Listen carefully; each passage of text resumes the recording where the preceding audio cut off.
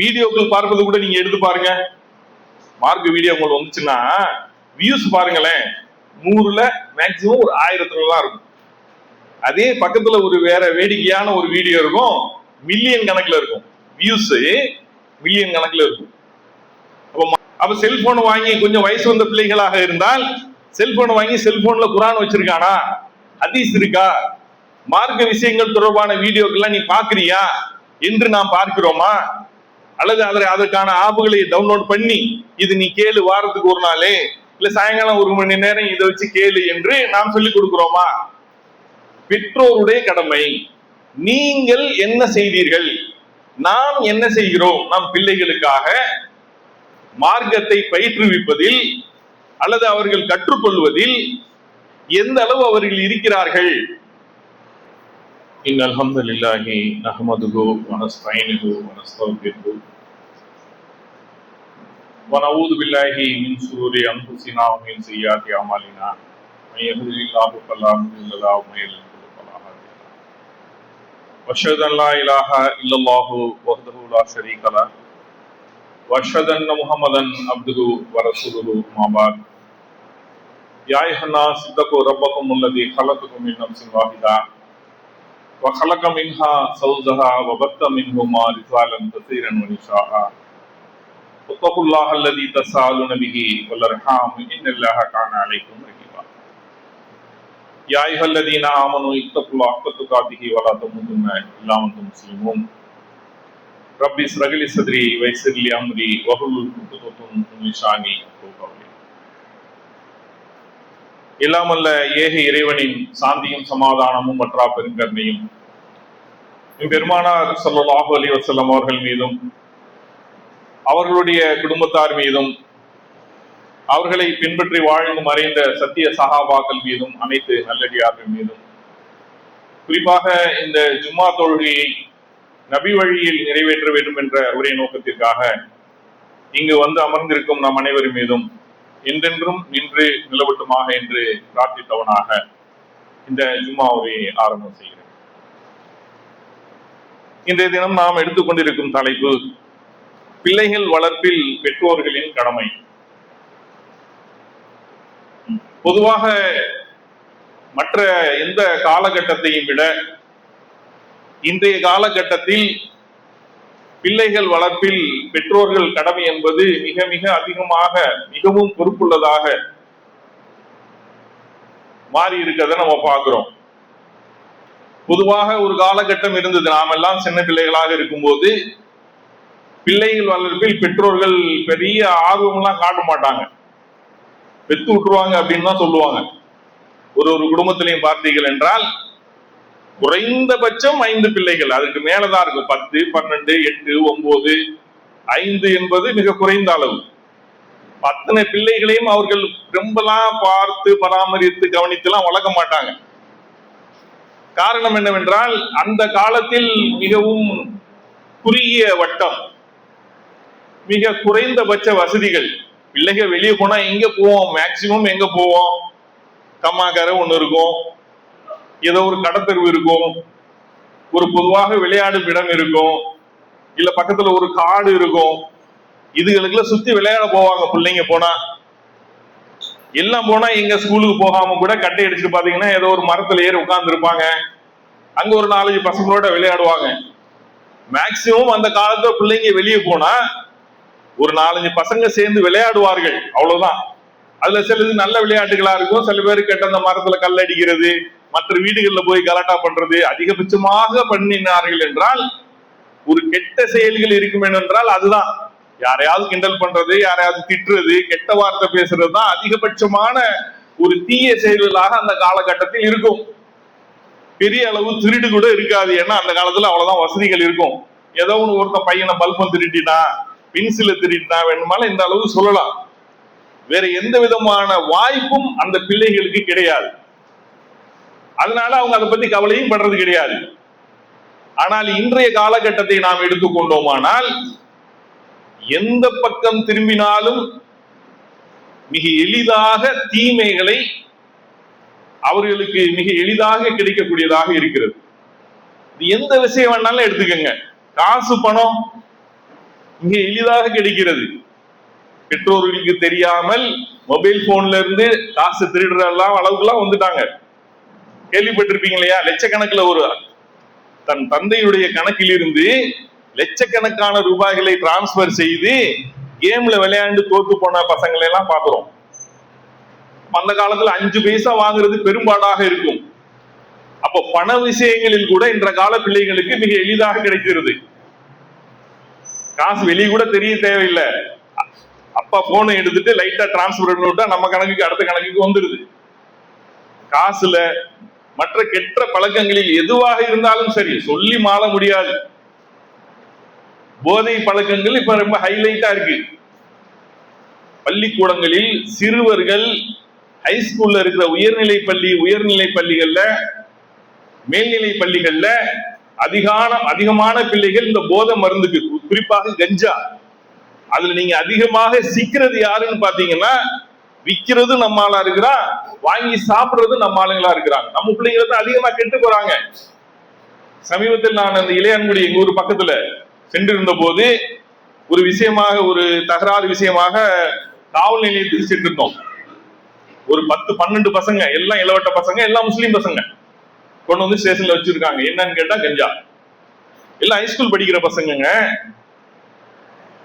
அப்ப என்னன்னு கேட்டா ஸ்கூலுக்குள்ள கஞ்சா விற்கிறாங்க. விற்கிறவங்கள 12 பேர் விற்கிறவங்கள குடிச்சிட்டு வந்திருக்காங்க. அப்ப அவன் எத்தனை பேருக்கு வித்திருப்பான்? தென் மாவட்டங்களில் அதிகமான உயர்நிலை பள்ளிகளில் பிள்ளைகள் அதிகமாக இந்த கஞ்சா பழக்கத்துக்கு அடிமையாகிறார்கள். செல்போன்ல எதையெல்லாம் நாம் பார்க்க கூடாதோ அதையெல்லாம் பார்ப்பவர்களாக இருக்கிறார்கள். செல்போன் இல்லாத பிள்ளைங்களை நீங்க பார்க்க முடியுமா?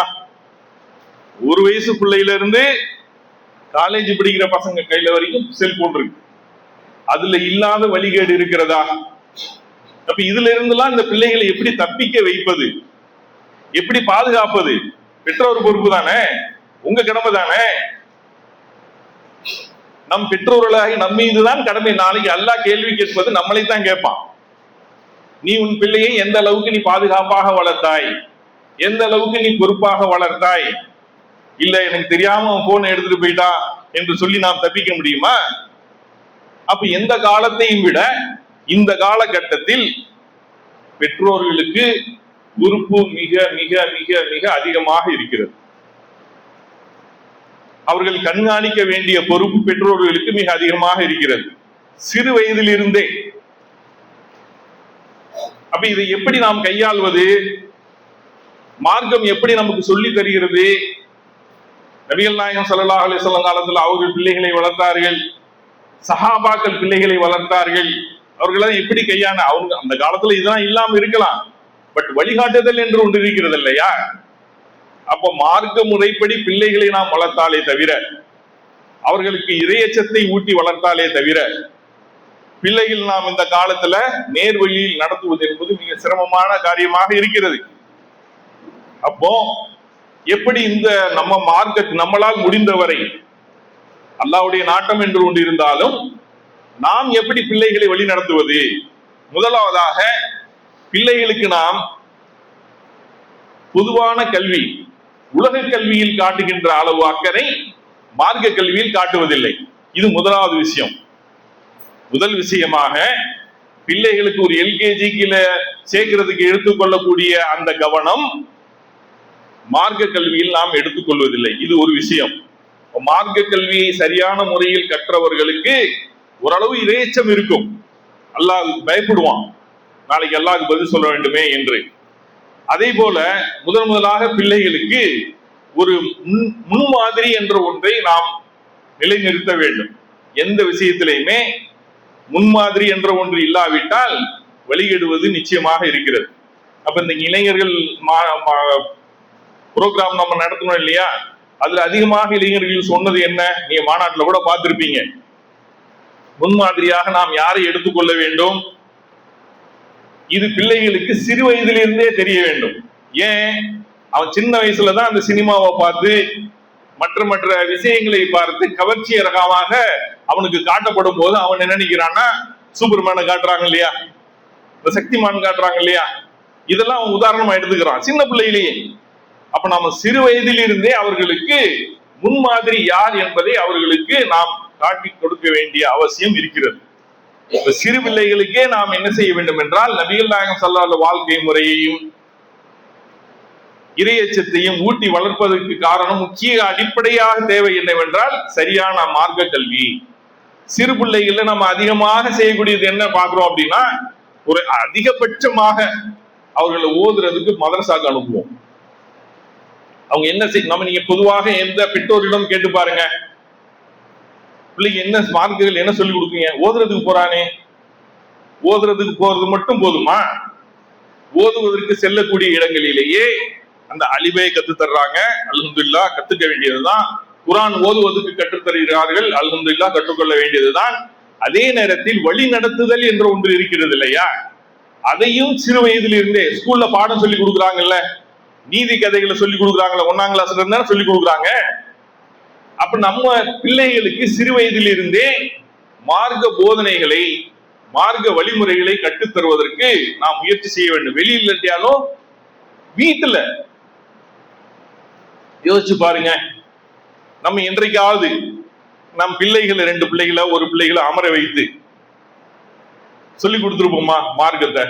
நாம வெளியே கத்துக்கிறது வேற விஷயம். பெற்றோர்களாகிய நாம் பிள்ளைகளுக்கு பக்கத்தில் அமர வைத்து வாரத்தில் ஒரு நாளாவது மார்க்க விஷயத்தை நான் சொல்லி கொடுத்துருக்கிறோமா? ஸ்கூல்ல இருந்து வந்த உடனே, இப்ப இந்த காப்பரிச்சு முடிஞ்ச உடனே பிள்ளைகள் வந்த உடனே கேட்கணும் இல்லையா, மார்க் ஷீட் எங்க, என்ன மார்க் எடுத்த, தமிழ்லயும் கம்மியா எடுத்த, கணக்குலயும் கூட வந்துச்சு, அதுலயும் கம்மியா வந்துச்சு, விசாரிக்கிறோம்ல.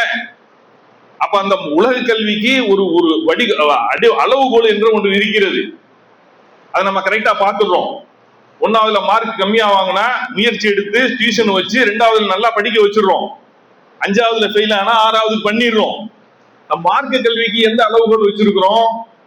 நமக்கு மதரசாக்கு அனுப்புனா அங்க டெஸ்ட் வைக்கிறாங்க, சரி. நம் பிள்ளைகளுக்கு நாம் எந்த அளவு அவர்களுக்கான மதிப்பீடுகளை செய்கிறோம்?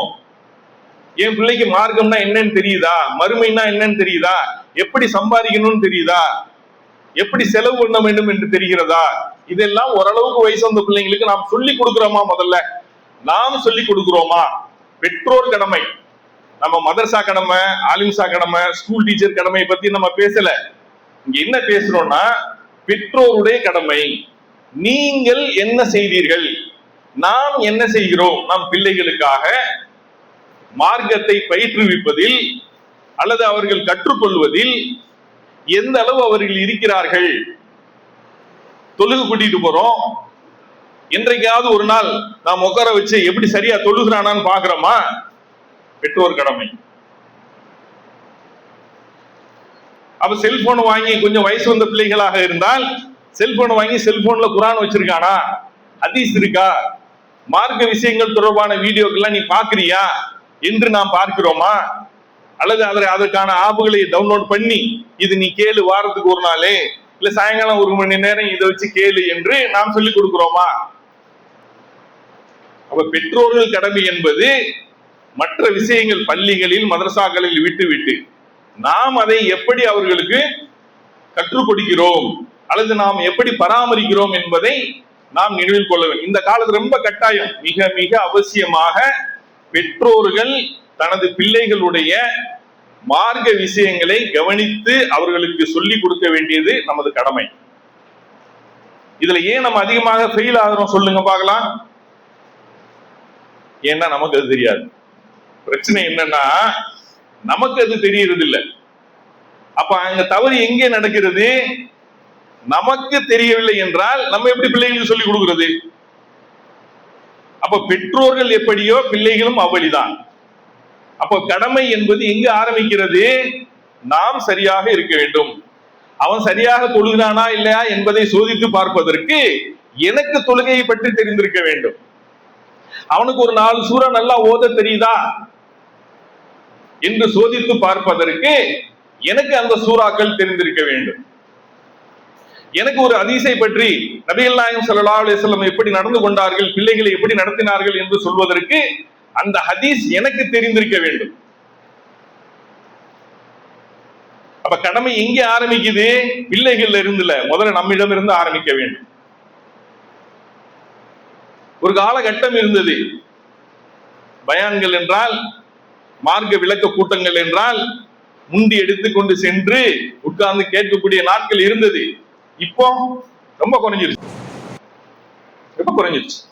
வர்ற இளைஞர்கள் மத்தியில அதிகமாக குறைஞ்சிச்சு. காரணம் என்ன? மற்ற வேடிக்கை வெளியா நிகழ்ச்சிகள்ல, டிவில, செல்போன்ல இருக்கிற புரோகிராம்கள்ல மூழ்கி போயிடுறாங்க. வீடியோக்கள் பார்ப்பது கூட நீங்க எடுத்து பாருங்க. மார்க் வீடியோ உங்களுக்கு வந்துச்சுன்னா வியூஸ் பாருங்களேன், 100ல மேக்சிமம் ஒரு 1000 தான் இருக்கும். அதே பக்கத்துல ஒரு வேற வேடிக்கையான ஒரு வீடியோ இருக்கும், மில்லியன் கணக்குல இருக்கும். வியூஸ் மில்லியன் கணக்குல இருக்கும். அப்ப மார்க்க விஷயங்கள் முக்கியமாக தெரிந்து கொள்ள வேண்டிய விஷயங்களை நாம் பார்த்தோம் என்றால் அது ஒரு சில 100, 1000க்குள்ளே அடக்கிடலாம். அப்ப பிள்ளைகளுக்கு வழிகாட்ட வேண்டிய பெற்றோர்களாகிய நாம் முதலில் அதை தெரிந்து கொண்டு அவர்களுக்கு தெரியப்படுத்த வேண்டிய கடமை நமக்கு இருக்கிறது. இதில் நம்ம கவனித்துக் கொள்ள வேண்டும். அடுத்ததாக பிள்ளைகள் விஷயத்தில் நாம் இழைக்கக்கூடிய மற்றொரு விஷயம் என்னவென்றால், என் பிள்ளைங்க கஷ்டப்படக்கூடாது, நான் கஷ்டப்பட்ட மாதிரி என் பிள்ளைகள் கஷ்டப்படக்கூடாது என்று பிள்ளைகளுக்கு அதிகமாக வசதி வாய்ப்புகளை ஏற்படுத்தி கொடுப்பது.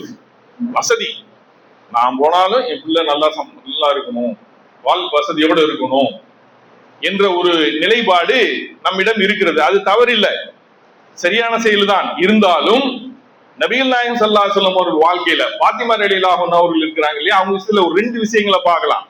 முதலாவதாக, நபி ஸல்லல்லாஹு அலைஹி வஸல்லம் அவர்கள் காலத்துல ஒரு போருக்கு போயிட்டு வர்றாங்க.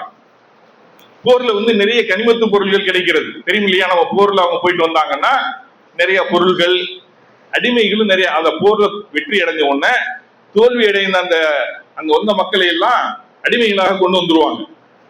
அப்ப அலி ரலியல்லாஹு வீட்டுல இருந்துட்டு பாத்திமா ரலியல்லாஹு அன்ஹா என்ன செய்யறாங்கன்னா வேலை செஞ்சுட்டு இருக்கிறாங்க, ரொம்ப களைப்பா இருக்கிறாங்க. அப்ப அலி ரலியல்லாஹு சொல்றாங்க, பாத்திமாவே நீ ரொம்ப வேலை செஞ்சு ரொம்ப கஷ்டமா இருக்குது உனக்கு, பிள்ளைகள் வேற இருக்கிறாங்க இல்லையா? அப்ப சொல்றாங்க, இந்த மாதிரி போர்ல நிறைய அடிமைகள் நிறைய வந்திருக்கிறாங்க, நீ வாப்பாட்ட போய் அத்தாட்ட போய் ஒரு அடிமையை வேணா கேட்டு பாரு.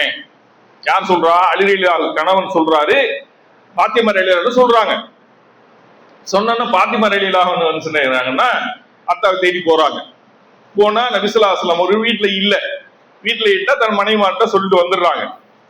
வந்த உடனே நபி ஸல்லல்லாஹு அலைஹி வஸல்லம் அவங்க வீட்டுக்கு வந்த உடனே, என்ன ரொம்ப பிரியமான மகள், அவங்க வந்துட்டு போனோன்னு உடனே நபி ஸல்லல்லாஹு அலைஹி வஸல்லம் வீடு தேடி வர்றாங்க. மகள் வந்துட்டு போச்சாம்ல, சாதாரணமா வரமாட்டாங்க, ரொம்ப ஒரு தேவையாக இருந்தால்தான் அவர்கள் போய் பார்ப்பாங்க இல்லையா? அதனால என்ன செய்யறாங்கன்னா நபி ஸல்லல்லாஹு அலைஹி வஸல்லம் உடனடியா மகளை தேடி வர்றாங்க.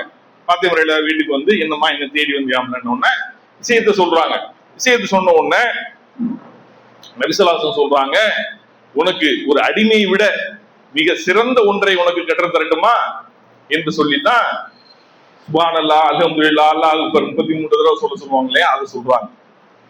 நீ அதை சொல்லி கடைசியாக 100வது தடவையாக அல்லாஹ் அக்பர் சொன்னா 100 தடவை, இதுக்கு அல்லாஹ் தஆலா உனக்கு பல கோடி நன்மைகளை அளிக்கிறான் என்று சொல்றாங்க. பாருங்க, ஒரு செல்லமாக இருக்கிறதுலே உயிருப்பீராக நேசிக்கின்ற ஒரு மகள் கஷ்டப்படுறாங்க, வீட்டுல வேலை செய்ய முடியல, வாய் விட்டு ஒரு அடிமையை தாங்கன்னு கேட்கிறாங்க. நபி ஸல்லல்லாஹு அலைஹி வஸல்லம் நினைச்சா அவங்களுடைய பங்கு இருக்கும் இல்லையா? அவங்களுக்குன்னு கனிமத்து பொருள்கள் நபி ஸல்லல்லாஹு அலைஹி வஸல்லம் பங்கு இருக்கும், அவங்களுக்கு என்று அடிமையை வச்சுதான் இருந்திருப்பாங்க. ஆனா அவங்களுக்கு மகளுக்கு கேட்ட உடனே இந்தா ஒரு அடிமையை வச்சுக்கோன்னு 2 அணி அனுப்பல. என்ன சொல்றாங்கன்னா, கஷ்டப்படுவது சிறந்துன்னு சொல்லி கொடுக்குறாங்க. அதை பேசாம உங்க நன்மையை தரக்கூடியதை சொல்லி தருகிறேன் என்று சொல்லி தர்றாங்க. அப்ப நினைச்சு பாருங்க, பிள்ளைகளுக்கு வசதி வாய்ப்பை ஏற்படுத்திக் கொடுப்பது என்பது மிக சுலபமான காரியம். ஏன்னா பாருங்க, நீங்க மிக பெரிய செல்வந்தர்கள் இறந்தவுடன் அந்த குடும்பத்தில் நடக்கிற சண்டை சச்சரவு பார்த்திருக்கீங்களா? அடிதடி கொல்ல கேஸ், நிறைய கேஸ், சொத்து கேஸ்ல பாத்தீங்கன்னா அண்ணன் தம்பி கேஸா தான் இருக்கும். அப்ப நிறைய சம்பாரிச்சு வச்சுட்டு போயிடுவான், அடிச்சுட்டு கிடப்பான், எனக்கு இது வேணும் உனக்கு அது வேணும். அண்ணன் தம்பிங்க ஒருத்தருக்கு விட்டு கொடுக்கறது. நம்ம மக்களையும் மிக அதிகமாக சொத்து சண்டை எங்க வரும்? அம்மா அத்தா சொத்து விட்டுட்டு போறாங்க இல்லையா, அந்த சொத்துக்களை பங்கிடுவதில் தான் மிகப்பெரிய பிரச்சனைகள். மாச கணக்கில் வருஷ கணக்கில் கோர்ட்ல நடந்துட்டு இருக்கும். காரணம் என்ன? அதற்காக சொத்து சேர்த்து வைக்க கூடாது என்று சொல்ற நபி ஸல்லல்லாஹு அலைஹி வஸல்லம் சொல்றாங்க, நீங்கள் உங்கள் வாரிசுகளை தன்னிறைவு பெற்றவர்களாக விட்டு செல்லுங்கள். கையேந்தூர்களா விட்டுட்டு போயிடாதீங்க. தன்னிறைவு பெற்றனா சொத்து நிறைய சேர்க்கிறதுன்னு கிடையாது, அவங்களுக்கு வாழக்கூடிய வசதிகளை ஏற்பாடு செய்யறது. அதே போல நபி ஸல்லல்லாஹு அலைஹி வஸல்லம் ஒரு பிள்ளைகளை எப்படி வளர்க்குறாங்கன்னு பாருங்க. நபி ஸல்லல்லாஹு அலைஹி வஸல்லம் அவர்கள் ரொம்ப முடியாத நிலையில இருக்கிறாங்க இல்லையா, மரண தருவாயில இருக்கிறாங்க. அப்போ ஃபாத்திமா ரலியல்லாஹு அன்ஹா கூப்பிட்டு அனுப்புறாங்க. ஃபாத்திமா ரலியல்லாஹு வர்றாங்க, வாப்பா பக்கத்துல அத்தா மகளும் 2 பேரும் பேசிக்கிறாங்க. பேசினோட கொஞ்ச நேரம் பேசினோட ஃபாத்திமா ரலியல்லாஹு அழுகுறாங்க, கண்ணீர் விட்டு அழுகுறாங்க. பக்கத்து தூரத்துல இருக்கவங்க பாக்குறாங்க, நல்லா தெரியுது. அப்புறம் கொஞ்ச நேரம் கழிச்சு பேசிட்டு இருந்துட்டு மறுபடியும் சிரிக்கிறாங்க. சிரிச்ச உடனே நபி ஸல்லல்லாஹு அலைஹி வஸல்லம் வந்த உடனே ஆயிஷா ரலியல்லாஹு அன்ஹா கேக்குறாங்க, ஆமா ஏன் முதல்ல அழுதீங்க, அப்புறம் எதுக்கு சிரிச்சீங்க அப்படின்னு கேட்ட உடனே அப்ப சொல்றாங்க, முதல்ல சொல்ல மாட்டேன்னு சொல்றாங்க, மறுபடியும் வற்புறுத்தி கேட்ட உடனே சொல்றாங்க. என்ன சொல்றாங்கன்னா, முதல்ல ஏன் அழுதேன் என்றால் என்னுடைய அல்லாஹ்வுடைய தூதர் இதுதான் அவர்களுக்கு கடைசி நேரமாக இருக்கிறது, நான் மரணித்து விடுவேன் என்று என்னிடம் சொன்னார்கள், அதற்காக நான் அழுதேன்னு சொல்லிட்டு அப்படியே சிரிச்சீங்கன்னு சொன்ன உடனே நான் ஆயிஷா அன்னை ஃபாத்திமா ரலியல்லாஹு அன்ஹா சொல்றாங்க, அவர்களுக்கு பிறகு இந்த குடும்பத்துல நான் தான் முதலாக மௌத்தாவிடுவேன் சொல்றாங்க. என்னை அடைவாய், நீ தான் எங்கிட்ட சீக்கிரம் முதல்ல வருவ நம்ம குடும்பத்தில இருந்து என்று சொன்ன உடனே அதற்கு நான் சிரிச்சேன். தன்னுடைய மரணத்தை கேள்விப்பட்டு சிரிக்கிற மாதிரி ஒரு மகளை வளர்த்திருக்காங்க பாருங்க. இப்ப நம்ம அத்தாவை முதல்ல நம்ம தான் பார்க்க போறோம், நம்ம தான் சேர போகிறோம் என்று அந்த ஒரு சிரிப்பை சிரித்தேன் என்று சொல்லத ஹதீஸை நம்ம பார்க்கிறோம். அப்போ பிள்ளைகளுக்கு நாம் எப்படி செல்வத்தை சேர்ப்பதற்கு தான் நாம் அதிகமாக அவர்கள் நல்லா வாழணும், நல்லா சம்பாதிக்கணும் என்ற அதிகம்தான் ஆர்வம் தான் அதிகமாக இருக்கிறதே தவிர நம்மளுடைய கணக்கெல்லாம் எங்க இருக்குது, பெரிய வேலையை பார்க்கணும், நிறைய சம்பாதிக்கணும். நிறைய சம்பாதிப்பது என்பது ஓகே தான், நல்லதுதான். ஆனால் அதை எப்படி செலவு செய்வது, அதை எப்படி பாதுகாப்பது? உங்களுக்கு பணம் சேர சேர நபி ஸல்லல்லாஹு அலைஹி வஸல்லம் ஏன் ஏழ்மையை தேர்ந்தெடுத்தாங்க? நபி ஸல்லல்லாஹு அலைஹி வஸல்லம் ஏழையா இருந்தாங்களா? முதல்ல நபித்துவம் பெறப்படும் போது அவங்கதான் மக்கால மிகப்பெரிய செல்வந்தராக இருந்தார்கள். அன்னை கதீஜா ரலியல்லாஹு அன்ஹா மிகப்பெரிய செல்வந்தர், தெரியும் இல்லையா? அவங்கதான் அந்த மக்கா நாட்டு மிகப்பெரிய வியாபாரியாக இருந்தார்கள். அவர்களை திருமணம் செய்து கொண்டவுடனே அவர்கள் செல்வம் இவருக்கு தான் இருந்தது. நபி ஸல்லல்லாஹு அலைஹி வஸல்லம் வியாபாரம் செய்து அவர்களும் செல்வம் ஈட்டி இருந்தார்கள். அப்ப கோடிக்கணக்கான சொத்து அந்த காலத்துல, அதையெல்லாம் விட்டு தான் நபி ஸல்லல்லாஹு அலைஹி வஸல்லம் வராங்க. தன் பிள்ளைகளையும் அந்த மாதிரி தான் ஏழ்மையில் தான் வாழ செய்கிறார்கள். அப்ப எவ்வளவுதான் செல்வம் இருந்தாலும் அந்த எளிமையை, ஏழ்மையை, எப்படி கஷ்டப்படுவது என்பதை பிள்ளைகளுக்கு நாம் பழக்கி கொடுக்க வேண்டும். நாம் அதிகமாக செல்வத்தை சேர்த்து வைத்து அவர்களுக்கு அந்த சொகசுல வாழ வச்சுட்டோம்னா ஒரு துன்பம் ஏற்படும் போது உடைந்து போய் விடுவார்கள்.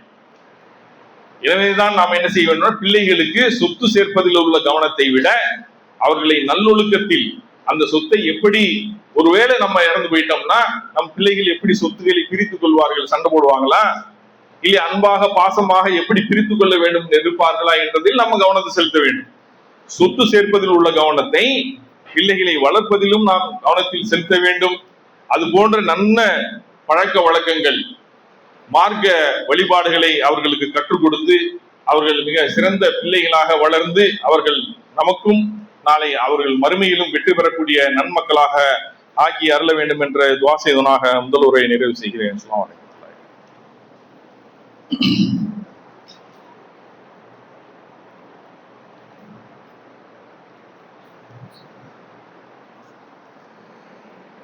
அல்ஹம்துலில்லாஹி ரப்பில் ஆலமீன்.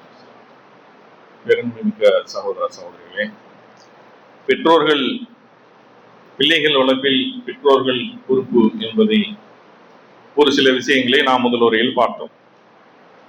அதே போல பிள்ளைகள் விஷயத்தில் நாம் மற்றொன்றையும் கவனத்தில் கொள்ள வேண்டும்.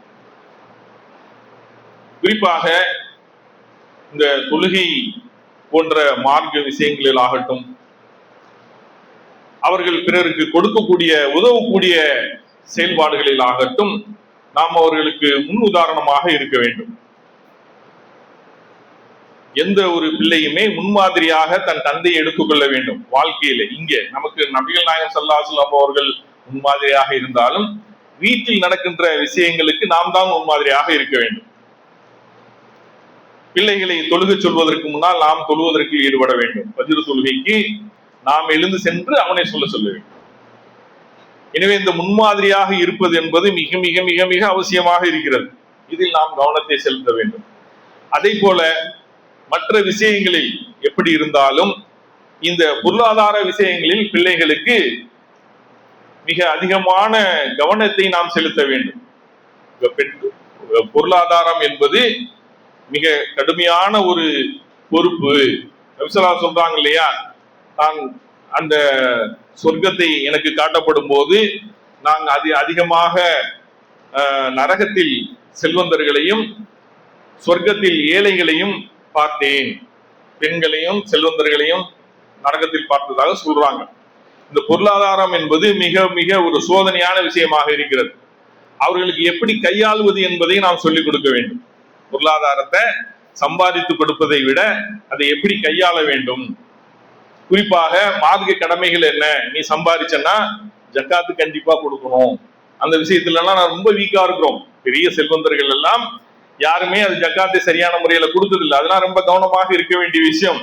நாளை மறுமையில் அதிகமாக கேள்வி சம்பாதிச்ச விஷயத்துல உங்கள் செல்வங்களுக்கு நீங்கள் ஜக்காத்து செலுத்தி விட்டீர்களா என்ற கடமை இருக்கிறது. நாம கொடுக்குறோமா? அதே மாதிரி பிள்ளைகள் அதிகமாக செல்வந்தராக இருந்தால் நீ ஜக்காத்து கடமையானவர் கொடுக்கணும், தர்மம் செய்ய வேண்டும், பொருளாதாரத்தை நீ கவனமாக கையாள வேண்டும் என்று பொருளாதாரம் கையாளக்கூடிய விஷயங்களையும் நாம் அவர்களுக்கு கற்றுத்தர வேண்டும். இது மிக முக்கியமான விஷயமாக இருக்கிறது. ஏனென்றால் பொருளாதாரத்தை நாம் கவனம் செலுத்துறோம். நம்ம பிள்ளைகளுக்கு சேர்த்து வைக்கிறது என்றால் என்ன நினைக்கிறாங்க? காசு பணம் தானே நினைக்கிறாங்க. அப்ப காசு பணத்தை சேர்த்து வைக்கும் போது அதை எப்படி கையாள வேண்டும் என்று அவர்களுக்கு சொல்லிக் கொடுக்க வேண்டும். பொருளாதாரம் என்பது ஒரு மயக்கக்கூடிய விஷயமாக இருக்கிறது. ஏன்னு பாருங்க, பொருளாதாரம் அதிகமாக அதிகமாக உங்களுக்கு அது மேல் ஒரு பயங்கரமான ஒரு ஈடுபாடு ஏற்பட்டுவிடும். அதுல இருந்து வெளியே வர்றது கஷ்டம். நீங்க நினைச்சு பாருங்க, பெரிய பெரிய செல்வந்தர்கள்லாம் இருக்கிறாங்கல்ல, நம்ம சாதாரணமா ஒரு ஏழையா இருக்கும்போது என்ன நினைப்போம்? ஒரு சொந்த வீடு இருந்தா போதும், நிம்மதியா இருக்கலாம், அப்படிதான் நினைக்கிறோம். ஆனா இப்ப செல்வந்தர்களை எடுத்துக்கொள்ளுங்கள், அவரு 10 வீடு இருக்கும், 100 வீடு இருக்கும். இன்னைக்கு இருக்கிறவங்க எல்லாம் எடுத்துக்குங்க, அம்பானி அதானிங்கிறாங்க இல்லையா, அவங்க ஒரு யோசிச்சு பாருங்க, அவங்களுக்கு எத்தனை தலைமுறைக்கு உட்கார்ந்து சாப்பிடலாம். அத்தனை கோடிக்கணக்கில் பணம் வச்சிருக்கான்ல, அவனுக்கு போதுன்ற எண்ணம் வருதா? இன்னும் ஒரு நாட்டுல போய் போடுறான், அங்க போடுறான், அங்க போய் பெட்ரோல் அதோட ஒப்பந்தம் போடுறான். அவனுக்கு அந்த பணம் என்பது இன்னும் பேய் மாதிரி இன்னும் கொண்டா நான் உலகத்துல பெரிய ஆளான. இதுதான் அந்த பொருளாதாரம் நமக்கு இழுத்து செல்லுமே. அதையும் பெற்றோர் சின்னவர்களுக்கு நம் பிள்ளைகளுக்கு சொல்லிக் கொடுக்க வேண்டும். பொருளாதாரம் என்பது ஒரு மாயை, அது உள்ள போனா வெளியே வர முடியாது, அந்த மாயைக்குள்ள நம்ம சிக்கக்கூடாது என்று பிள்ளைகளுக்கு பொருளாதாரத்தை பற்றி கையாளுவதையும் அதனால் ஏற்பக்கூடிய தீங்குகளையும் நாம் பிள்ளைகளுக்கு கற்றுத்தள்ள வேண்டும். அப்படி அதை கற்றுக்கொண்டு அதனின்று வெற்றி பெறக்கூடிய நன்மக்களாக அல்லாஹ் தஆலா நம்மையும் நம் பிள்ளைகளையும் வருங்கால சந்ததிகளையும் ஆக்கி அருள வேண்டும் என்று துஆ செய்வனாக உரையை நிறைவு செய்கிறேன். வாஹிர் தஅவானா அல்ஹம்துலில்லாஹி ரப்பில் ஆலமீன். அஸ்ஸலாமு அலைக்கும்.